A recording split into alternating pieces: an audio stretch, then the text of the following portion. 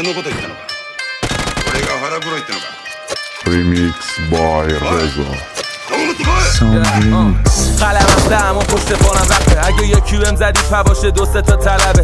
دشمن ما بازی رو از خود ما بلده. اگه مرغ شما یه پا داره مرغ ما فلجه. ببین بازی دست ما تو تیممون قدر ما این یه روز خدا نبوده گیر بمون ندم که کسی نکنه تفاشو کنه دیگه تو سرم خودم همیشه میزنم شیشه تو خطر. تو لیمانه اون چاله چوله تو رام پره ولی هنوزم یه تنه میشم یه اکیپلاش خور و حریف. قسمت من تو مثل کارده و پنجه و بخوام کارم تو بکنم پای ما کنه خست. شرایط نکردش حرفم و عوض هنو هستم همینجا واقعی تر از مستند. رفیقام رفتن زنگ گرفتن کردن بچه رو بغل. من هنو تو خیابونم با این که رفتم و زدن. ما خونیم و تهران با صدامون پاچید چون علی را میندازه رو بیت با این شعرها سونامی. هر جا میریم قفل همه چشا رو آجیت بچه. اگه تو کولی ما درا کولاییم شما رو پر قوما کف آسفالت دست و پا زدیم. و بیا بچه خوبی باشو به پر و پام نپیش.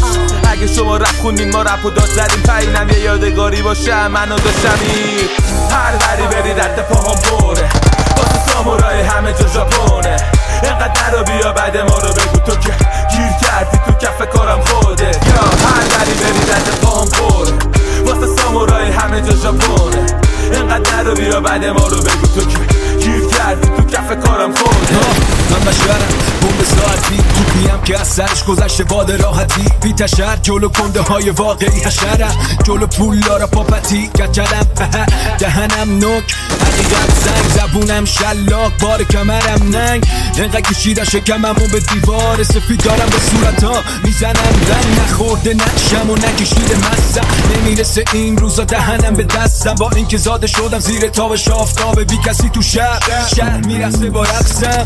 انگار مسافرم رو شونم ساک رضایت دارم من نوید خاک. نه اومدم اینجا که بزنم به چاک. منم به پودکم صاف رو دیوار پاک بار دراز طرفام شده گلیمم و میبینم که نشستم تک روی نقطه عطف. فعل این جمله منم منبع حتی اگه دور آخر بخوره به هم قرعه هفت دست بره بالا دست باید چرب کنم زبونم